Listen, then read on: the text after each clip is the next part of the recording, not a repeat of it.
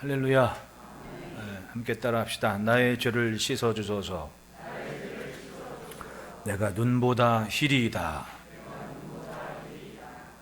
한 달 동안 우리는 다윗과 밧세바의 이야기를 살펴봤습니다. 오늘은 다윗과 밧세바의 관계된 일의 마지막 시간으로 시편 51편의 전반부를 결론으로 잡았습니다. 이 시편 51편의 1절부터 9절의 말씀은 마치 성경에 있는 정금과 같은 믿음의 회복을 담은 다윗의 회개의 기도입니다. 이처럼 아름다운 회개의 기도가 어디 있겠습니까? 분명히 가장 평화로운 때, 가장 안정된 그런 시간, 사방의 적들을 잠재우고 예루살렘의 왕으로서 명성을 얻은 그 시간, 다윗은 부하들이 전쟁터에 있을 때 왕궁에 홀로 거닐다가 결국은 하나님이 세우신 그 자리에서 해서는 안 될 죄를 짓고 말았습니다. 우리가 사는 세상을 보십시오. 부족함이 없는 때를 살았습니다. 그리고 뭐든지 생각과 마음을 먹으면 가능한 일들이 참 많은 때를 살았습니다. 풍요로운 때를 맞이했습니다. 6월이지만은 지난주에 한 신문 기사를 읽으니까 우리나라 나이로는 한 18살 됐겠죠. 캐나디안인데 6.25 때 우리나라 와서 한 1년 동안 참전을 한 겁니다.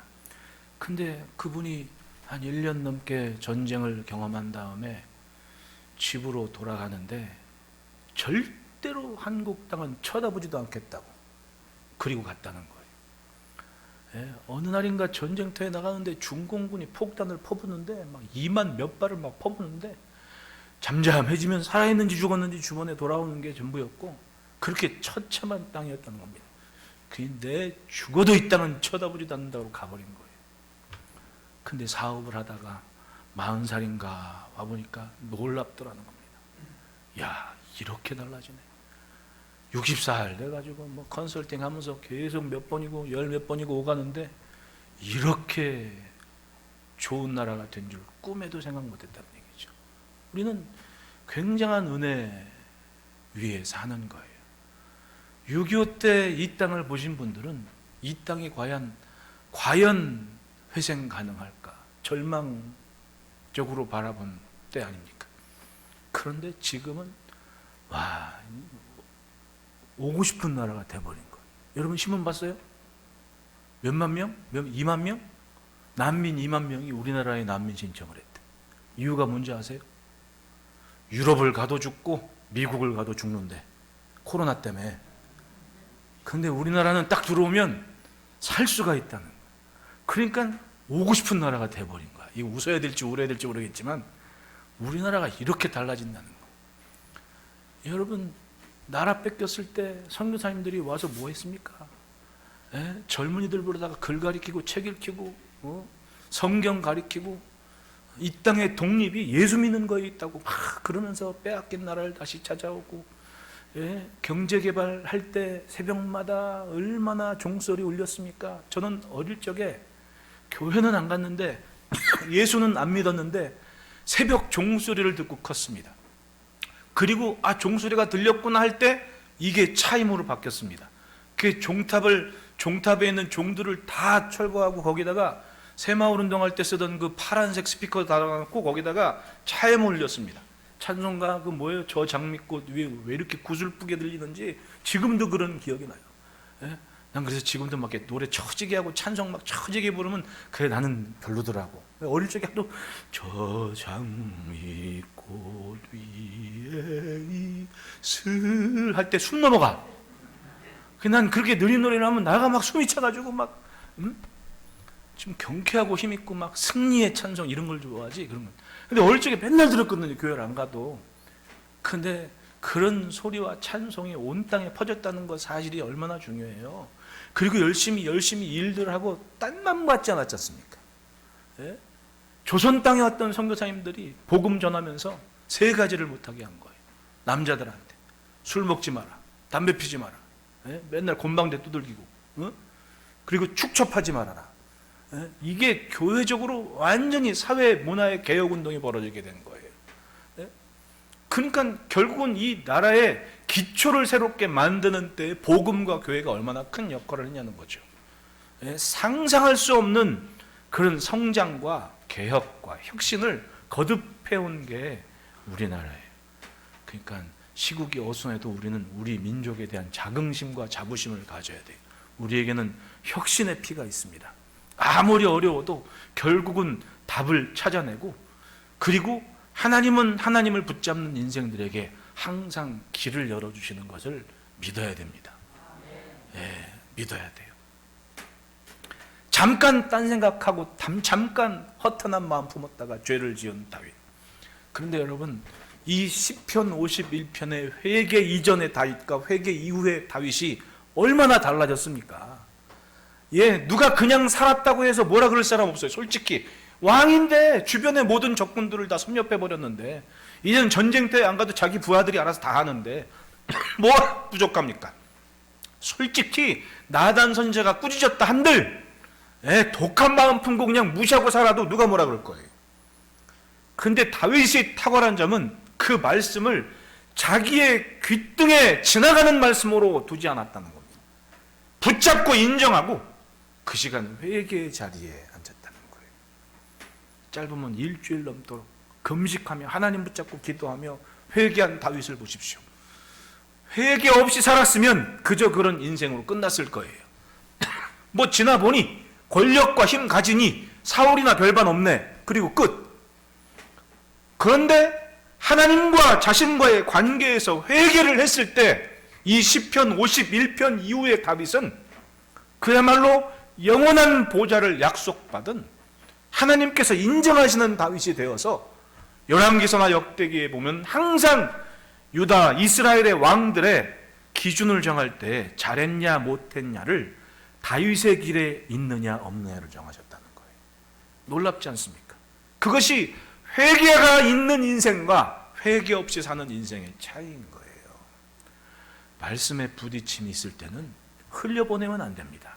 그걸 붙잡고 하나님을 만나야 돼요. 우리는 오늘도 하나님의 자녀로 이 시대를 살고 있습니다.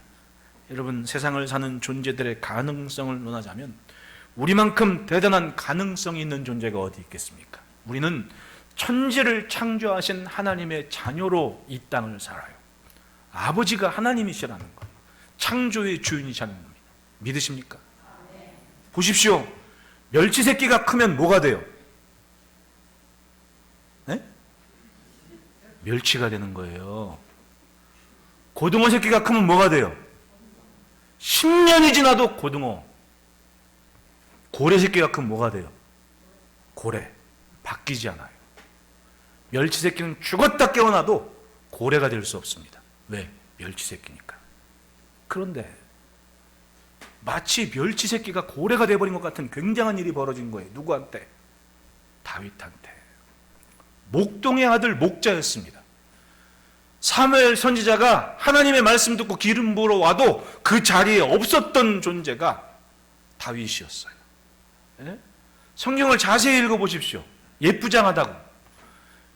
이 시대에 예쁘장하다는 게 욕이에요, 칭찬이에요? 남자애한테 욕이었죠. 압살롬이 왜 왕감이라는 거예요? 털이 막 부슬부슬하고 막. 요즘 남자애들이 이상하더라고.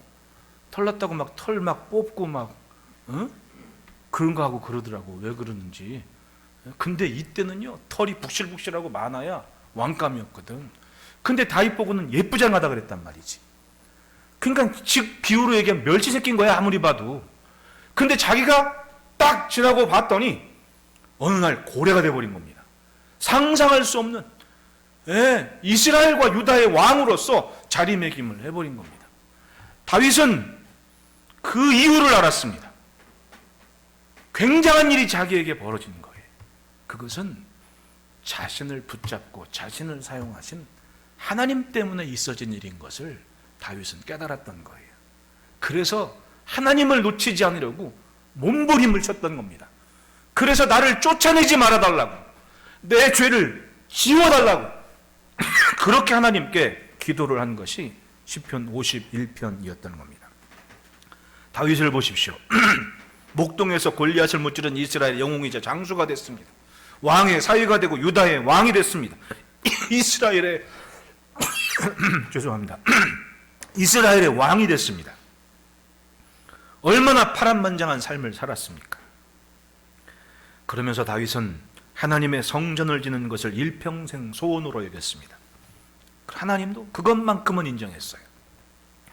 나단을 통해서 무슨 말씀하시냐 하면, 내가 이스라엘을 애굽에서 인도하여 낸 날부터 장막과 성막에 다녔다. 이스라엘과 같이. 그리고 가나안 땅 차지하도록 나는 같이 거닐었다. 그런데 이스라엘 12지파 중 어느 하나한테 나를 위해 백향목집을 건축하지 아니하였냐고 말한 적도 없다. 근데 다윗이 지금 성전을 짓겠다고 그런다.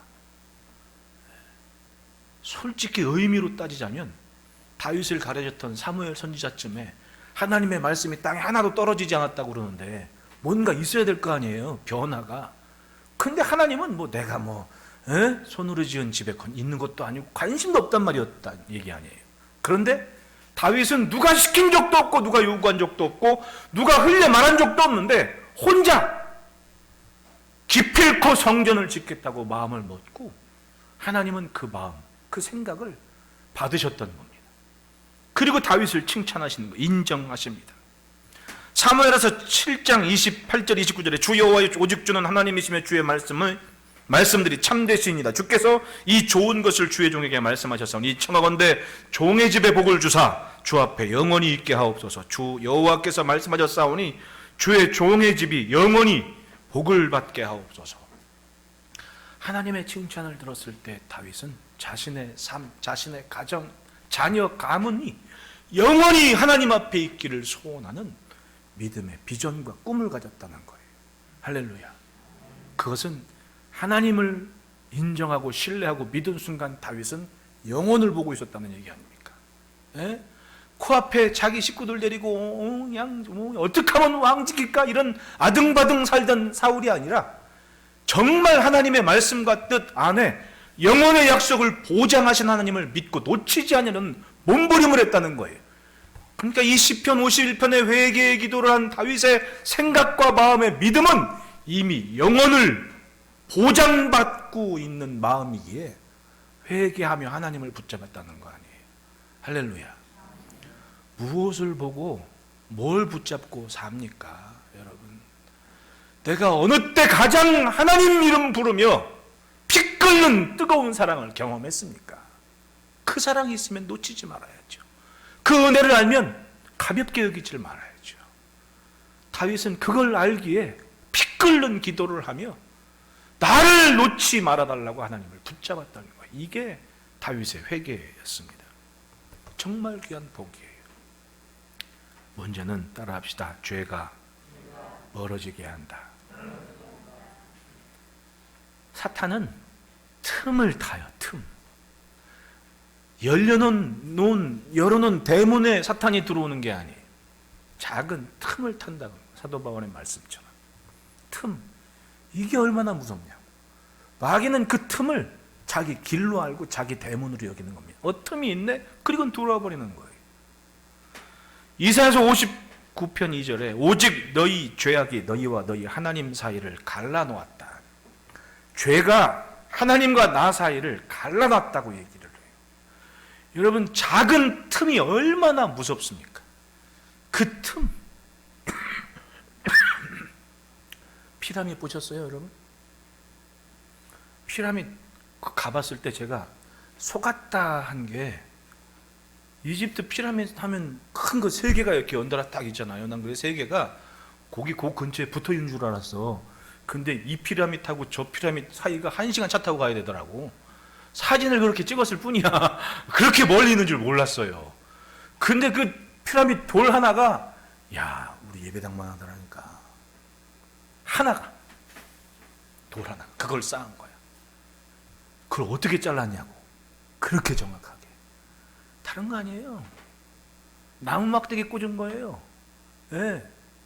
정으로 콩콩콩 찍어가지고 나무 막대기 몇 군데만 한 1m 간격으로 툭툭 꼽아놔. 그 다음에 거기다 뭘 해? 물 갖다 계속 보여. 물 갖다. 그러면 그 나무가 물을 먹어가지고 커지면서 어떻게 돼요? 이따만한 돌덩이 네모나게 만들어내는 거지. 틈이 그 정도의 능력이 있는 거예요. 대단한 겁니다. 작은 틈에 한 번 딱 들이고 나면 기어이 갈라지게 되어 있는 거예요. 지금이야 다들 차 타고 다니시지만은 지하철 여러분 그 피크 시간에 출근 시간에 지하철 타보셨어요? 예? 그 지하철이라는 게 신기하더라고. 막 사람 꽉 차가지고 김밥처럼 꽉 차 있는데 그 틈을 끼어들어가. 어떻게 들어갑니까? 일단 팔 하나만 집어넣으면 돼. 팔 하나만 딱 집어넣고 버티면 이렇게 하면서 기어이 그 문 안에 이러고 쓴다. 야, 틈이 그런 거예요. 틈이. 죄는요 결국은 작은 틈 하나 딱 사탄이 걸면 결국은 홀라당하고 들어와 버리는 거지. 그리고 어떻게 돼요? 점점 생각과 마음과 몸이 하나님께로부터 나를 멀리 떨어뜨려 놓는 겁니다. 하나님과 나 사이를 갈라뜨리고 놓는 거지. 그 안에 들어온 그 죄가 점점 나와 하나님 사이를 멀어지게 하는 거예요. 시편 51편의 부제, 이 제목을 보십시오. 가로 안에 있는 거.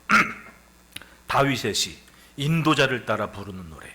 다윗이 밧세바와 동침한 후 선지자 나단이 그에게 왔을 때 이 회개의 기도를 하며 하나님을 붙잡았다는 거 아닙니까? 그 죄가 다윗을 어떻게 만들었어요? 즐거움을 잃어버렸습니다. 뼈가 모두 꺾인 것 같은 고통의 시간을 보냈습니다.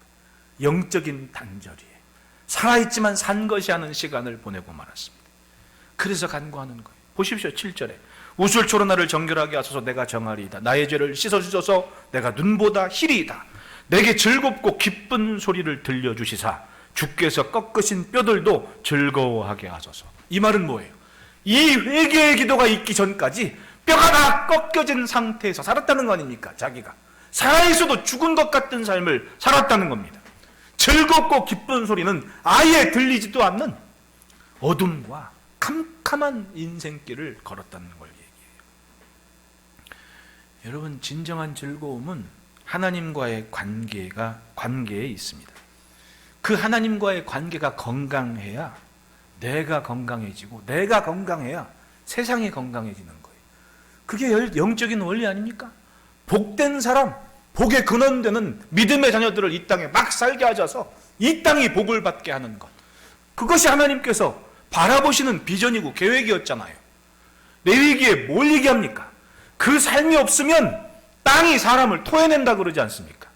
복된 사람이 없으면, 하나님과의 관계가 건강한 인생에 이 땅을 살지 않으면 이 땅이 사람들을 다 토해버린다 그래요. 그래서 가나안 사람들이 토해진 거예요. 그리고 그 땅을 하나님의 자녀들이 살게 하신 것이 어떤 사람? 너는 복의 근원이 될지라 천하 만국이 너의 후손들로 인하여 복을 얻을 것이다. 여러분, 우리가 그 정도의 의미를 갖고 이 땅을 사는 거예요. 믿으십니까? 그럼 뭘 지켜야 됩니까? 그 자리를 지켜야죠. 묻겠습니다. 오늘 아침에 예배당 오면서 기쁨과 즐거움으로 오르셨습니까? 그 즐거움과 기쁨을 놓치지 말라는 거예요. 제가 요즘 코로나 덕분에 이렇게 1부, 2부 막 사람들을 나눠서 이렇게 들으니까 막 교회, 두 교회가 있는 것 같아. 이 느낌이. 예배를 드리는데 1번 교회, 2번 교회에 있는 것 같아. 이대로 가면 3번 교회도 나올 수 있어. 이대로 가면. 막 교회 분위기가 막 달라지는 것 같아. 어쨌든 기쁨과 즐거움을 잃어버린 이유가 뭐냐고요. 왜 생명의 주인 대신 내게 새 삶을 주신 멸치 새끼가 고래처럼 살게 하신 그 하나님의 은혜와 기쁨을 왜 잃어버리는 일인지. 다른 게 아닙니다. 잘 생각해 보십시오. 죄가 하나님과 나 사이를 막아버린 거예요. 그리고 누려야 할 것을 누리지 못하게끔 만들어버리는 겁니다. 죄가 그렇게 만들어요. 다윗은 그것을 알아서 하나님께 호소하는 겁니다. 1절 보십시오. 하나님이여, 주의 인자를 따라 내게 은혜를 베푸시며 주의 많은 긍휼을 따라 내 죄악을 지워 주소서. 하나님의 인자하심을 믿었습니다. 하나님의 인자하심. 그 인자하심은 사람이 생각할 수 있는 한계를 넘어섭니다. 선이 없습니다. 그 깊이와 넓이를 누가 알겠습니까? 그건요, 경험한 사람만 알아요. 받아본 사람만 압니다. 만나본 사람만 알고 누려본 사람만 아는 거예요. 여러분, 하나님을 머리로 아는 사람이 있어요. 과연 능력이 있겠습니까? 아무것도 없는 거예요. 머릿속에만 만들어요. 말은 기가 막히게 해. 근데 삶이 없는 거예요. 삶이 없는 겁니다. 살아내지를 않는 거예요. 여기에 있는 게 나오지를 않는 겁니다. 말은 많어. 그런데 삶이 없어. 무슨 능력이 있겠습니까? 아는 대로 사는 게 쉽습니까? 아는 만큼 사는 게 정말 어려운 거예요. 아는 대로 산다면 세상은 이미 천국이 돼야 맞아요. 왜? 사람이 사람답게 사는 것은 이미 유치원 때 다 배워요. 안 그렇습니까? 가장 착하고 예쁜 모습이 유치원 때 모습 아니에요.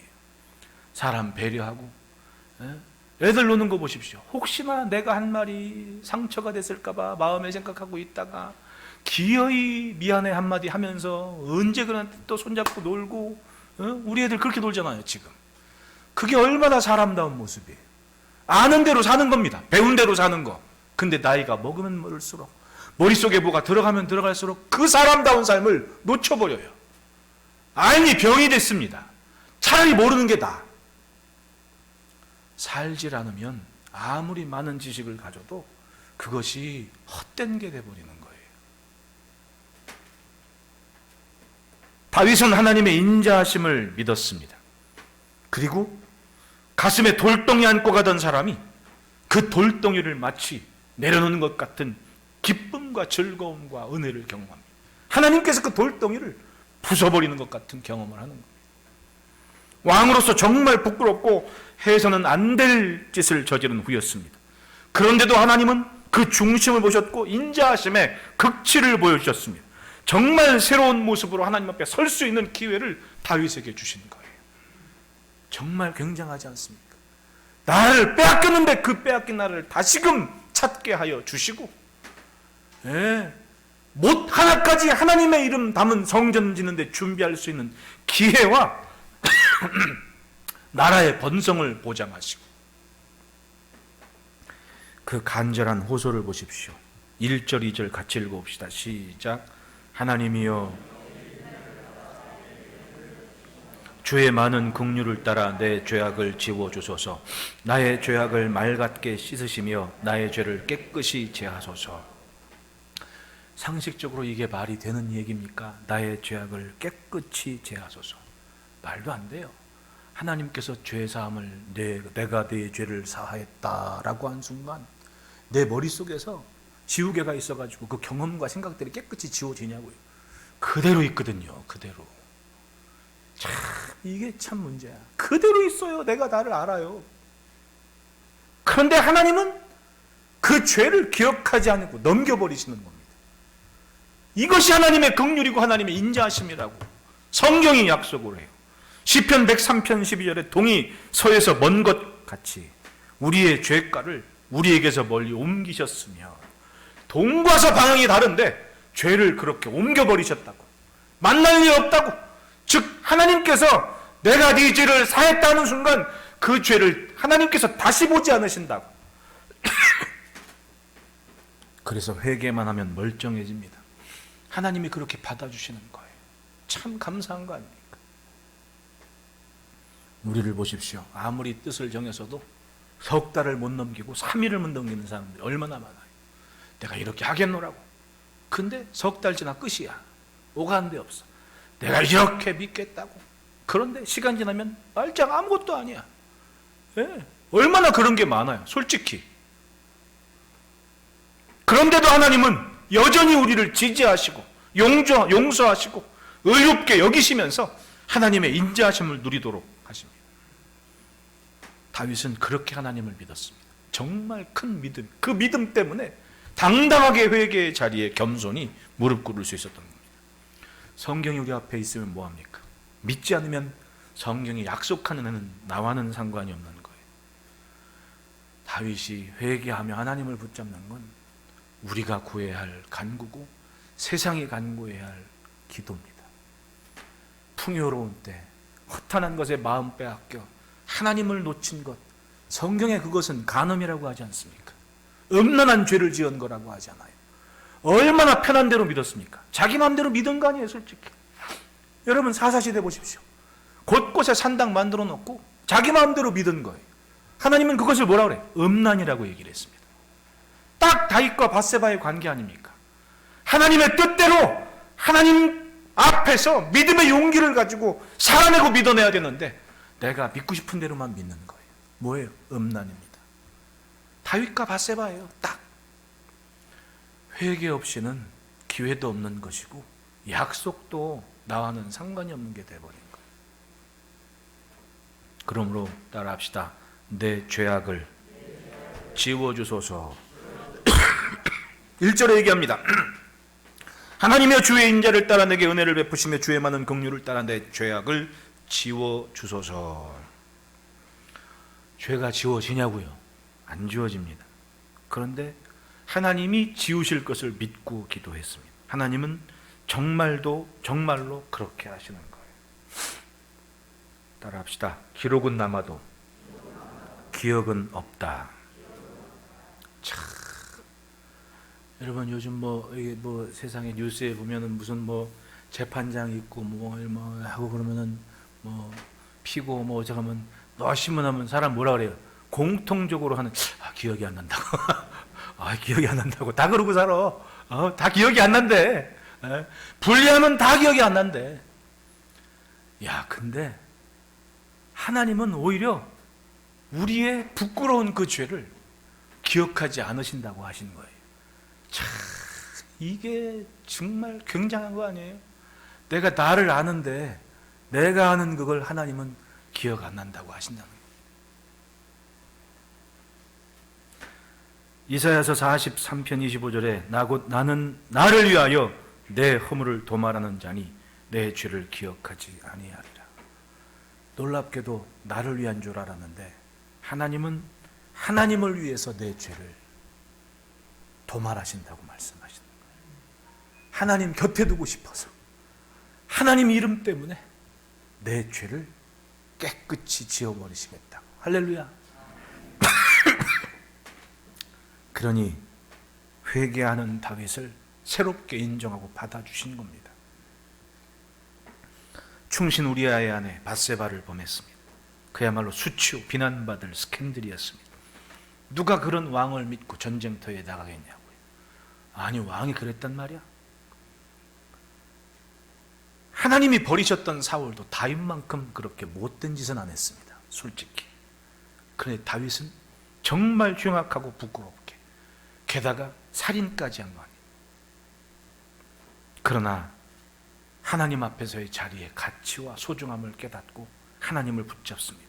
주의 인자를 따라 내 죄를 사하여 주십시오. 여기서 우리는 하나님께서 얼마나 그 회개하는 심령을 기다리셨는지를 알 수가 있습니다. 나단 선지자를 보낸 모습을 보십시오.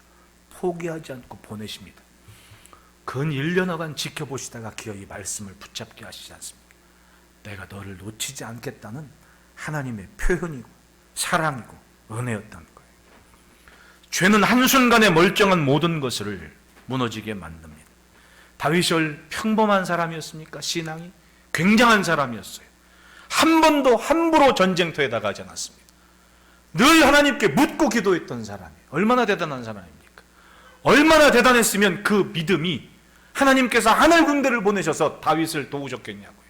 너 여기 숨었다가 나와. 뽕나무 위에 사람 발자국 소리가 나거든. 그때 나와. 그 말은 앞서 뭔가를 보내셨다는 얘기 아니냐고.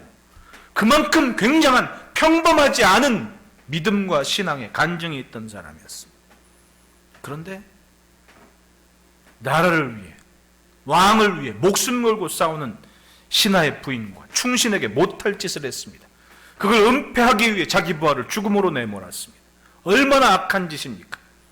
그만큼 다윗은 선을 벗어난 사람이었어요. 그런데 하나님은 그런 다윗을 용서하시고 말씀을 듣게 하시고 그 앞에 붙잡아 놓으셨다는, 이게 얼마나 굉장한 일이냐고요. 하나님은 다윗을 용서하셨습니다. 여러분, 인정하든 못 인정하든 믿든 못 믿든 우리에게는 그런 하나님의 사랑이 있고 그것 때문에 예수님이 우리를 위해 피 흘려 주신 거예요. 믿으십니까? 죄는 회개해야 됩니다. 내 죄를 씻겨 주십시오라고 부르짖어야만 됩니다. 우리의 삶을 보십시오. 예수님 말씀하신 부자와 거지 나사로의 비유에 따르면 분명히 영원한 안식과 평안이 있는 곳이 있고 영원한 고통이 있는 곳이 있습니다. 그 고통이 얼마나 심한지 나사로로 하여금 물 한 방울 콕 찍어서 내 혀에 닿게 해달라고 그렇게 청을 했습니다. 그 말은 물 한 방울 없을 만큼 뜨거운 고통이 있는 그 지옥이 있다는 거예요, 없다는 거예요? 있다는 거죠. 만약 우리가 그냥 그대로 살면 우리는 아무리 잘 살아도 갈 곳은 그곳이란 얘기예요. 예, 아무리 잘 살았다 하더라도 갈 곳은 거기. 거기서 만나요, 그 부자를. 만약 우리가 욕심과 고집대로 살아서 가는 곳이 어디겠습니까? 바로 고통, 영원한 고통 속에 있는 자리가 내가 갈 곳이란 얘기예요. 그런데 회개하고 주를 부르니 주님은, 주의 인자는 우리를 주의 품으로 이끌어 가신다는 거예요. 할렐루야. 마주보고 인사합시다. 지옥 가긴 틀렸습니다.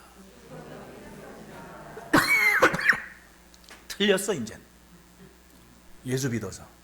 얼마나 굉장한 겁니까? 그러니까 항상 새 마음으로 하나님의 이름 앞에 정결한 삶을 지켜냅시다. 그래서 따라합시다. 내 죄가 항상 내 앞에 있나이다.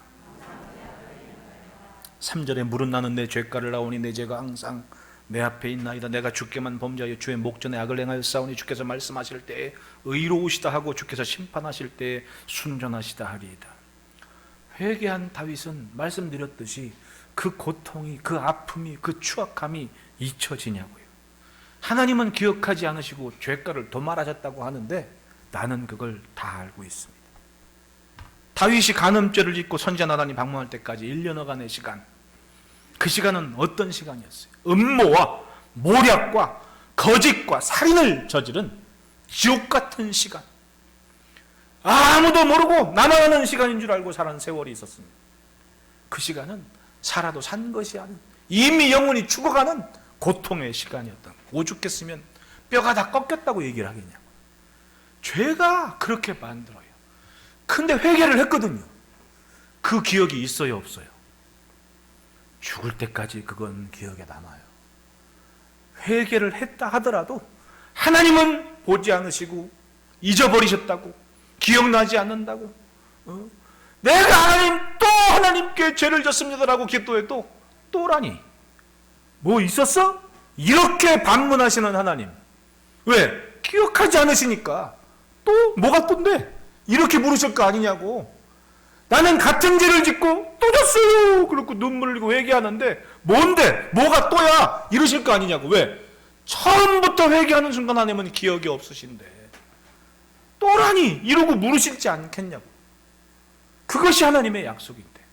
그런데 나는 또라고 말할 수밖에 없는 이유는 기억에 있거든요. 상처도 아픔도 고통도 다 이 가슴에 있는 이야기다. 찬송과 기도로 쌓은 삶이 한순간에 협잡꾼으로 전락해버리는 시간이 있습니다. 그런데 하나님은 그 시간을 다 참아주십니다. 만약 회개 없이 지나갔다면 잠깐 멈춰서 회개하는 일주일이 없었다면 우리가 다윗의 이야기를 지금처럼 한 달 동안 나누고 생각할 이유가 없는 거죠. 그래서 이 기도가 소중한 거예요. 문제 없어 보인다고 문제가 없는 것이 아닙니다. 멀쩡해 보이는 세상이 난리가 났습니다. 보이지 않는 바이러스 때문에 막 난리가, 이런 일이 있을 줄 누가 알았겠냐고요. 비행기가 멈추고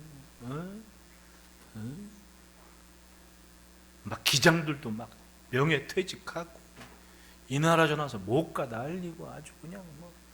쓰레기는 또 어떡할 거냐고. 쓰레기 버린 것 때문에 난리 났습니다. 재활용 지금 저희 좀 이렇게 남의 나라에 보내고 막 그러고 그랬는데 못 가니까 이제는 난리가 난 거지. 멀쩡해 보이는데 이 21세기를 사는데 이러지도 못하고 저러지도 못하게 돼버린 거예요. 얼마나 무서워요. 우리 동네 이 동네 아주 난리가 났는데 아직 점점. 세상의 전주의 어떤 고3 여학생은 생판 모르는 사람인데 5분 동안 식당에서 겹치는데 5분. 그 5분 내가 모르는 사람이 요 옆에서 밥 먹었는데 그 사람 때문에 이 고3 학생이 격리돼 버린 거야. 야, 이게 얼마나 무서운 얘기냐고. 원한 것도 아니야. 기다린 것도 아니야. 약속도 없어. 아는 사람도 아니야. 근데 그 5분 식당 같이 앉아있는 그 5분 동안 저기서 밥 먹었어. 근데 그래가지고 고3 학생이, 야, 지금 그런 시대예요. 지금 뭘 해야 됩니까? 뭘 할 수 있습니까? 어디서 답을 찾아야 돼요? 이거를 우리를 돌아봐야 돼요. 내 죄악이 항상 내 앞에 있습니다. 하나님, 이 기도로 하나님 앞에서는 몸짓과 몸부림과 부르짖음이 없으면 재난과 고통은 끝나질 않는 거예요. 재난과 고통은 끝나지 않습니다. 내 힘으로 산다고요? 내 맘대로 산다고요? 얼마나 그동안 많이 타협해 왔습니까? 아, 이 정도는 아무것도 아니야. 이 정도는 다 하고 살아. 그러다가 뭘 놓친 거예요? 밧세바를 품은 거예요, 그게. 그리고 나서는 하나님이 약속한 모든 것에서 멀어지는 시간이 점점 길어지는 거예요. 은혜가 있는데 은혜를 누리지를 못하고, 약속이 있는데 약속에서 멀어지는 삶이 돼버려요. 아버지 집에 올라오는데 기쁨도 없고 즐거움도 없는 삶이 돼버리는 거예요. 다 뼈가 끊어진 고통 속에 살아요. 다윗 아니에요? 회개 이전에 다윗이 그렇게 살았다고.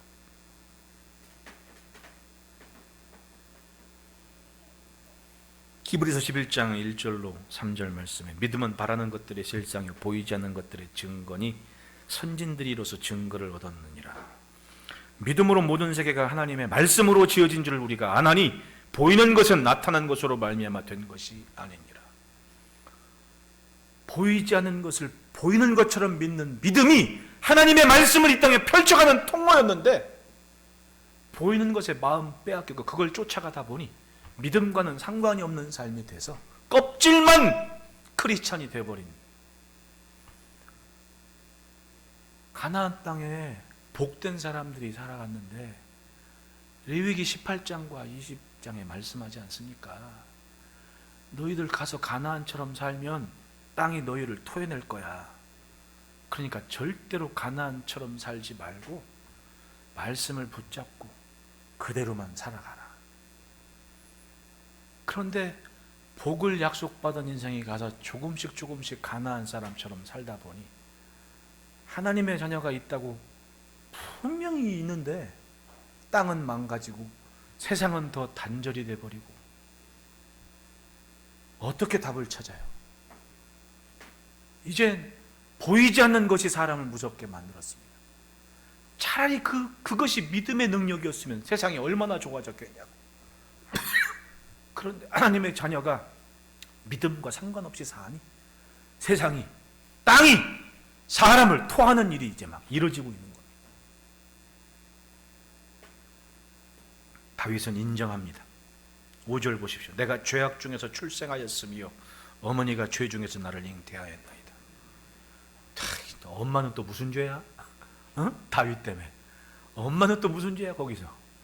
근데 다윗은 그렇게 인정할 수밖에 없어요. 예, 어머니가 죄 중에 나를 잉태했습니다. 나는 날 때부터 죄인이었습니다. 하나님께서 나단을 통해 말씀을 듣게 하신 이후에 사무엘하서 12장 15절로 17절 말씀 보면, 다윗에게 우리아의 아내가 다윗에게 낳은 아이를 여호와께서 치심에 심히 앓는지라. 다윗이 그 아이를 여여 하나님께 간구하되 다윗이 금식하고 안에 들어가서 밤새도록 땅에 엎드렸으니 그 집에 늙은 자들이 그 곁에서 다윗을 땅에서 일으키려 하되 왕이 듣지 아니하고 그들과 더불어 먹지도 아니하더라. 말씀을 듣고 그 순간 아이가 아프기 시작하는데 눈물로 회개하며 그 집 어른들이 와가지고, 야, 너 그러다 죽는다, 밥 먹고 힘차려. 그리고 아무리 말려도 내가 할 수 있는 건 지금 이것밖에 없다고 그러면서 20편 51편처럼 기도한 거 아니냐고. 하나님 나를 좀 지워주시고, 내가 내 어머니가 죄 중에 나를 잉태한 거 인정합니다. 내 죄가 항상 내 앞에 있는 거 내가 인정합니다. 용서해 주십시오라고 눈물로 간구하며 지새웠을 거 아니냐고. 너 그러다 죽는다, 밥 먹어야 힘내지라고 아무리 어른들이 와서 말려도 회개의 자리에서 떠나지 않고 하나님을 붙잡는 겁니다. 고통을 품고 기도했습니다. 살아낸 만큼은 반드시 내가 만날 열매가 있는 거예요. 그 열매를 지금 인정하는 겁니다. 그리고 하나님께 붙잡는 거예요. 여러분, 지금 세상을 보십시오. 무서울 정도로 인간 중심의 삶이 됐습니다. 나 편하면 됐지, 나 후련하면 됐지, 내 마음대로 살면 됐지.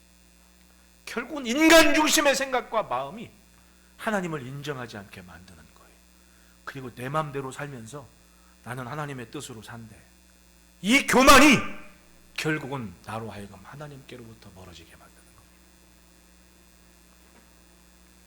그래도 될 것처럼 세상과 타협을 해버린 겁니다.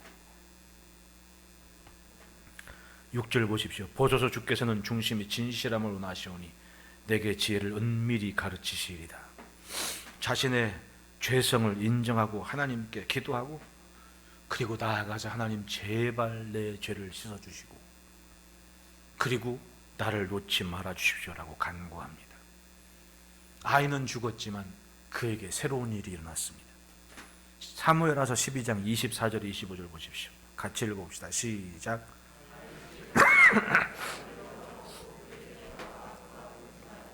그가 아들을 낳음에 그의 이름을 솔로몬이라 하니라. 여호와께서 그를 사랑하사 선지자 나단을 보내 그의 이름을 여디디아라. 아이는 죽었지만 회개한 다윗을 하나님은 품으셨습니다.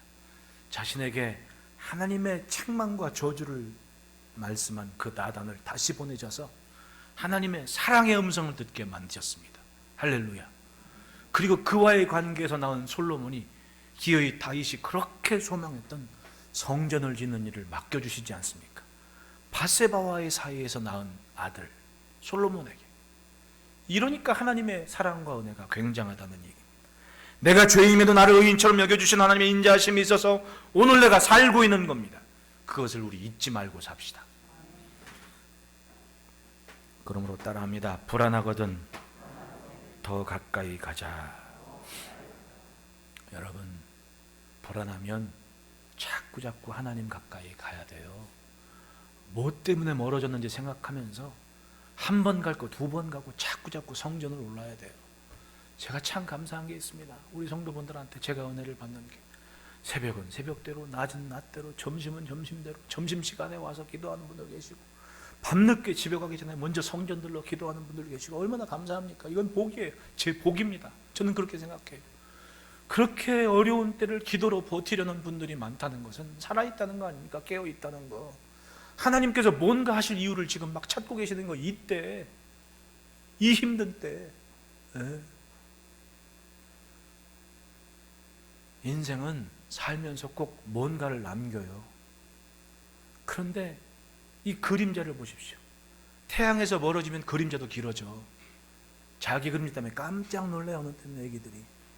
옛날에 애기를 안고 이렇게 하는데 막 이렇게 불빛에 비친 그 까만 그림자 때문에 자기가 놀래가지고 막 울어, 애기가. 그림자가 그렇게 무서운 거지. 근데 그림자가 없어질 때가 있어요. 해가 제일 높은 곳에 떴을 때 그림자는 제일 작아. 우리가 하나님 앞에 제일 가까이 있을 때 우리의 어두움은 다 사라지는 거예요. 멀어지면 멀어질수록 그림자는 길어지는 거지. 뭘 남기고 삽니까, 여러분? 내가 던진 건 다 나한테 돌아오게 돼 있는 거예요. 내가 한 말은 내가 만날 거예요, 언젠가.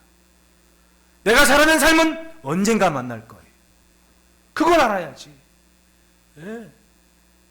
말이 결국은 내가 만날 징검다리인데, 허망한 말을 막 던지고 산 사람은 발을 디뎠는데 강물에 빠지고 마는 거예요. 왜? 징검다리가 없거든. 근데 축복하고 믿음으로 한 인생들은 그 난감한 때 발을 디뎠는데 아무것도 없는 줄 아는 허당인 줄 알았는데 든든한 발가닥을 딱 버티는 거지. 그게 기도고 내가 심은 말인 거예요. 다윗은 그렇게 하나님을 붙잡고 그걸 알기에 하나님께 매달린 거죠. 그리고 항상 내 앞에 있는 그 죄를 직시했습니다. 피하지 않습니다. 그리고 당당히 겸손히 하나님을 붙잡는 거예요. 그런 다윗을 하나님은 품고 약속한 복을 주셨다는 거예요. 그러므로 따라합시다. 나를 정결케 하소서. 7절 다 같이 읽습니다. 시작.